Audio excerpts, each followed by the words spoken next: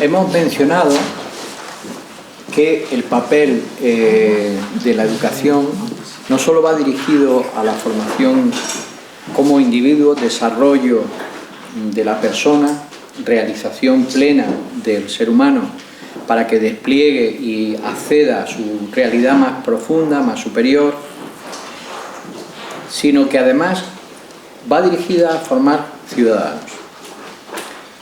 Porque la idea de la política en Platón no es solo el concepto que hoy podemos tener de una sociedad donde convivimos para compartir y cubrir necesidades.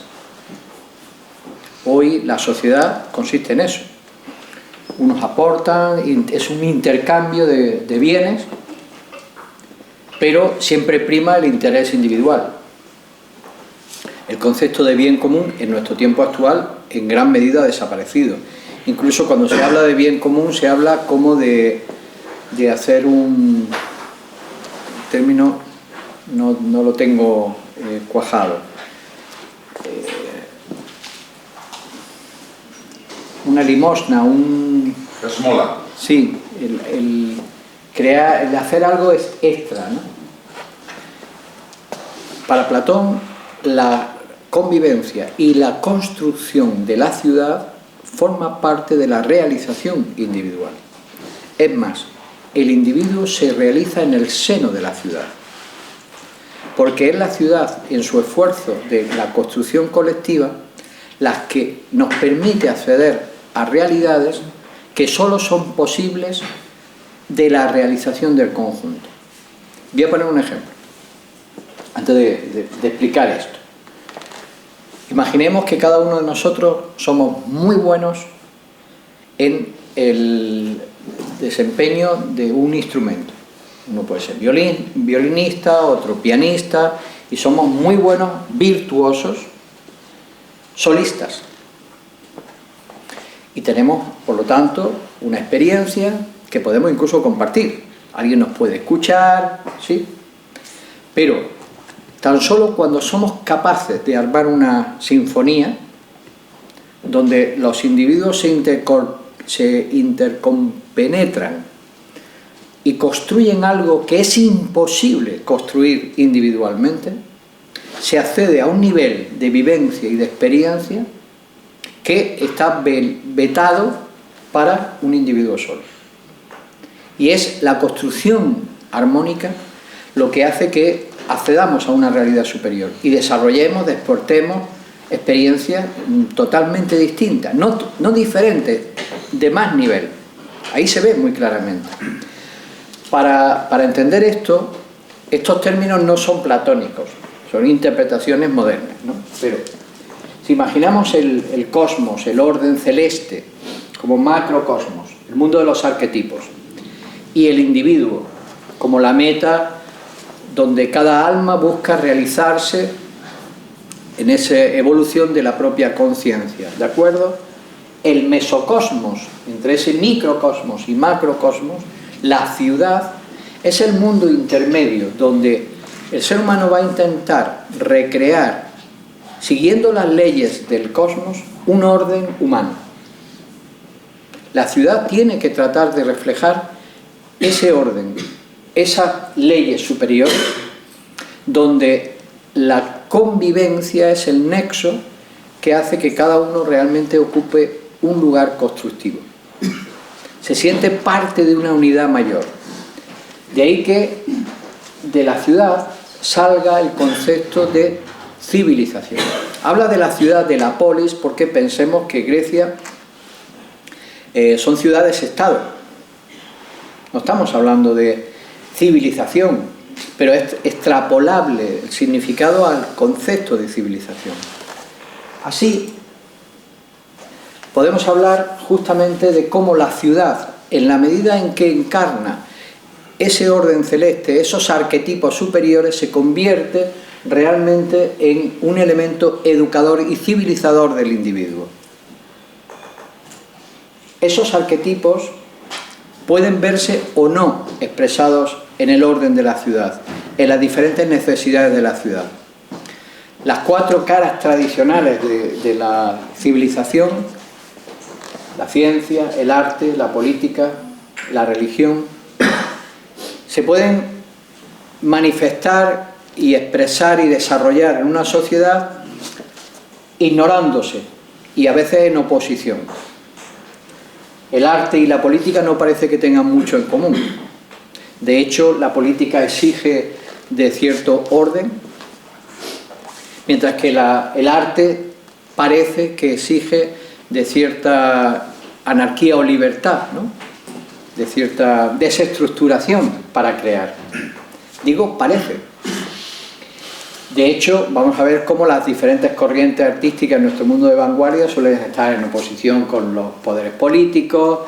Bueno, el arte se ha fraguado en el tiempo actual en base a la idea de creatividad. La política no hablaremos. En base a qué se ha fraguado, porque es triste, muy triste. Digo triste porque las consecuencias son muy directas, muy graves, el haber perdido su finalidad. La política para Platón es lo más sagrado, el ejercicio más sagrado que puede ejercer un individuo, el de político. Cuando hemos recordado el mito de la caverna de Platón,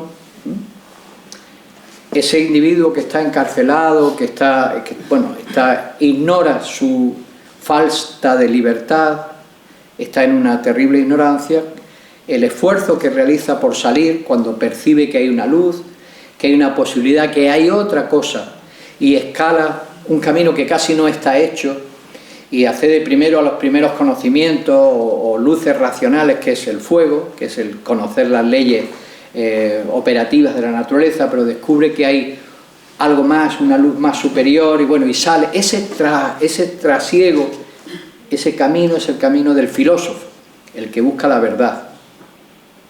Y el que sale es el que de alguna manera ha culminado en la filosofía con algo de sofía, algo de sofos, de sabiduría. Sale, contempla el sol, que es finalmente el símbolo de esa luz primordial, bla, bla, bla. Bien. Pero hay individuos que vuelven. En el mito platónico hay individuos que vuelven, que recuerdan a sus ciudadanos, a sus hermanos, a su gente, y dice, alguno probablemente busque y no encuentre, y decide volver. ¿Saben cómo llama al que decide volver? Político.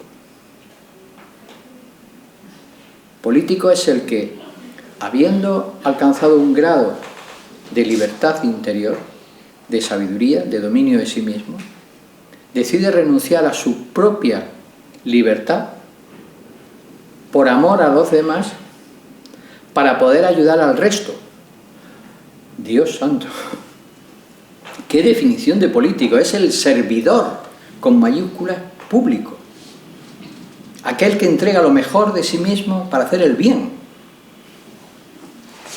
Pero probablemente eso no sea esta dirección, sea otra que vamos a ver ahora después. La religión, generalmente enfrentada a la ciencia, la una fundamentándose en la fe, la otra en la evidencia, cuando en realidad la ciencia no puede vivir sin creencia, puesto que toda investigación científica se basa en una hipótesis. ¿Y qué es una hipótesis sin una ciencia? Y la religión no puede vivir sin la evidencia del hacer el bien. Qué triste cuando la religión se afirma más en los ritos, en los cultos, en las formas, que en la bondad, ¿no? Bueno, lo cierto es que el panorama es una sociedad muy fragmentada, donde nada tiene que ver lo uno con lo otro y cada uno tirando en fuerzas opuestas. El planteamiento platónico que se extrae de la idea de los arquetipos es otro. Es el poder dar un sentido de finalidad. Tenía esto. Cuando la religión realmente aspira a la bondad como fin, a la búsqueda de la unidad, la búsqueda del bien. Cuando el arte aspira a la belleza como unidad en la diversidad, como expresión de la armonía en el mundo de las formas. Platón dirá que la belleza es la forma visible de Dios, en realidad de lo uno. Casi nada. Cuando la ciencia aspira a la verdad y la política a la justicia,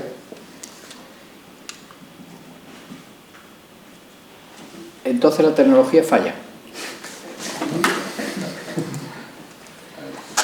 Tenemos una verdadera pirámide civilizatoria, donde ahora las fuerzas no están en oposición, sino en complementariedad. Se complementan.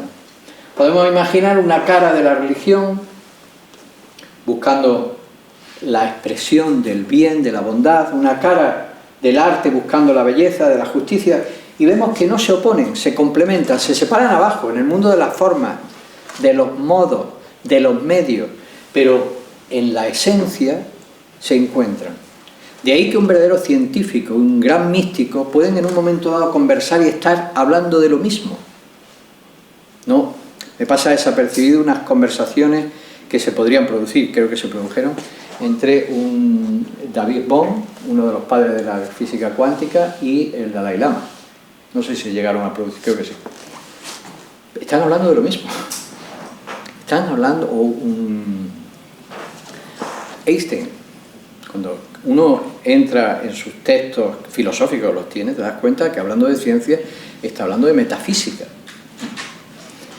Se dan la mano, la verdad, la justicia, el arte, la belleza y la bondad, se dan la mano en el modelo platónico, porque son rayos de una misma luz, que buscan la unidad. ¿Y cuál es el elemento que puede permitir esa verticalidad, esa finalidad en cada una de esas tendencias propias, que la hemos simplificado en 4 caras? La filosofía. La filosofía es el eje que, en la medida en que gana altura, puede realmente unificar, dar ese armazón de relación donde todas las facetas de la sociedad trabajan por la unidad y por el ser humano. Este es el modelo de ciudad, este es el modelo de civilización donde el individuo va a encontrar su lugar natural, porque habrá seres humanos que tengan una tendencia más natural a la política, otros seres humanos al arte, otros, cada uno podrá tener su, pero no está en oposición y lucha. Y en la medida en que asciende, y cada uno ascenderá donde su propio proceso, donde la educación le lleve, pues la educación empieza desde pequeño hasta la muerte, podrá encontrar su lugar natural dentro de la estructura de la sociedad, de esta pirámide civilizatoria, sirviendo siempre, si nos damos cuenta, de conexión entre lo que hay más abajo, porque cualquier posición va a servir para canalizar lo de arriba hacia abajo, para relacionar también. La más completa de las formaciones, por eso considera Platón que el político debe tener la visión más completa, la filosofía.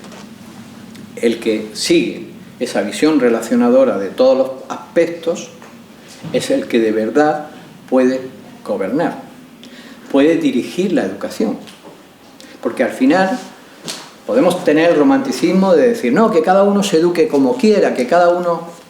Eso es un romanticismo muy alejado de la realidad, porque pensar que el ser humano puede vivir sin gobierno, podemos vivir sin malos gobernantes,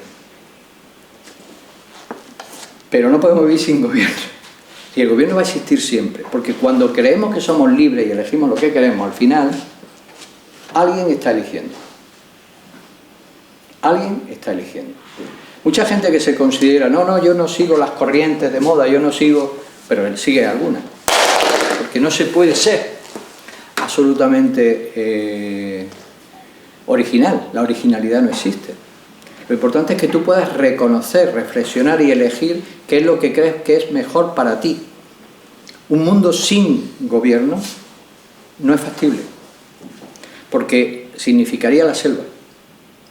Significaría la selva, simplemente. Lo que necesitamos, eso no justifica que podamos tener gobernantes que sean mediocres o gobernantes que puedan llegar a ser corruptos, no lo justifica. Lo que necesitamos es que haya buenos gobernantes, como necesitamos que haya buenos educadores, buenos médicos, necesitamos lo mejor en cada posición, pero necesitamos que haya referencia y haya seres humanos que conduzcan, que hagan la gestión adecuada de esa convivencia. porque la convivencia necesita ser dirigida, conducida adecuadamente. Y la prueba está en que si realmente no existe, cuando falta un poder, cuando desaparece una fuerza unificadora, ¿qué aparecen? Otros poderes. Aparecen otros poderes. Luego el problema no es el poder, el problema es la corrupción del poder. Y lo que Platón plantea es que devolvamos la dignidad al ser humano de forma que ocupe el puesto que ocupe, lo dignifique. Porque no es el puesto el que a ti te da dignidad, no hay puestos dignos. No es más el que gobierna o el que es director de acá o tiene un puesto o un oficio aparentemente especial, brillante. No, por eso tú no eres mejor. Eres tú el que con tu naturaleza dignifica la función, pero la función no te dignifica a ti. No sé si me explico. Luego, lo que necesitamos no es cambiar los sistemas, que habrá que mejorarlo, no es cambiar las leyes, no es ni siquiera cambiar el sistema educativo. ¿Cuántas veces, no sé en Portugal, cuántas veces se habrá cambiado el sistema educativo en los últimos 20 años, 30 años? Porque en España ya los pobres profesores ya están locos. Cada 3 años, 4 años, cada vez que cambia el gobierno, nuevo sistema, una locura. No es el sistema el que falla. El sistema debe ser una expresión natural de una finalidad y de unos principios. Tampoco son los profesores. Es el paradigma. Es la finalidad. Poco a poco, en la medida en que se devuelva el sentido y la finalidad, las cosas se irán encajando. Obviamente habrá profesores que no encajen en una finalidad más global, más completa, habrá que cambiar los sistemas, pero hay que empezar por arriba. Hay que empezar por arriba, no cambiando a los dirigentes, cambiando el paradigma. Aunque cambiemos de personas, mientras no cambie el paradigma, no sé si ese término... Sí. Mientras no cambie el paradigma, da igual, porque el que esté se acomoda al paradigma. Por lo tanto, podrá ser mejor o peor, pero no va a haber un cambio real. Y el cambio tiene que ser profundo, tiene que ser en la raíz. No se trata de cambiar el currículo, los programas de estudio. No es eso, de meter más materias de letras en vez de ciencias, no quitar la filosofía.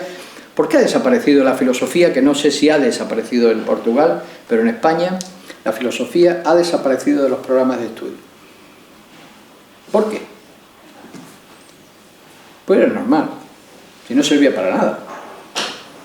Aparte hay intereses para que desaparezca, pero es que se había convertido en algo que no tenía utilidad, porque era algo tan abstracto. Mejor que nada, sí, pero el proceso que ha sufrido era de esperar que tarde o temprano se desechara, en una sociedad donde lo único que valora es la practicidad, la utilidad técnico, económica, etc. Era natural que desapareciera, el proceso estaba dado, ha sido una consecuencia natural. Eso sin considerar que además puede haber, como en el mito de la caverna, a quienes les interese mover las sombras, ¿no? Y digan, no, esto hay que quitarlo, que no sea que alguno despierte la mente. No hacía falta, se iba a desaparecer. Mientras no se devuelva el significado a las cosas, la finalidad profunda, aunque esté en las materias, no sirve. Estudiemos historia. ¿Para qué? Mientras sigamos estudiando historia, nada más que para mirar para atrás, y encima cada vez que cambian las tendencias políticas te cambian la historia, porque cada uno la reinventa, al final el pasado no existe, existe nuestro recuerdo del pasado.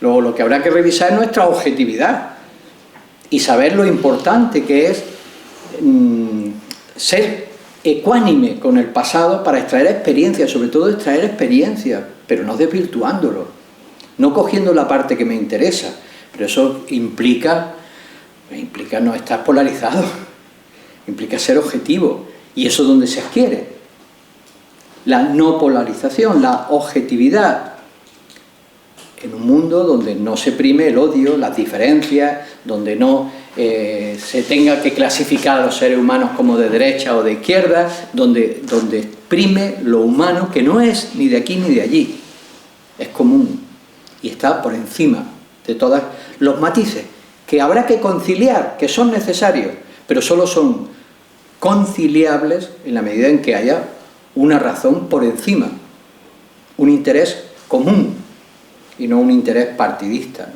Y todo eso afecta a la educación, pero no consiste en lograr que cambie, insisto, ni el ministro de, ni el programa de, ni el sistema de, es el paradigma, es la forma de entender el significado, la finalidad.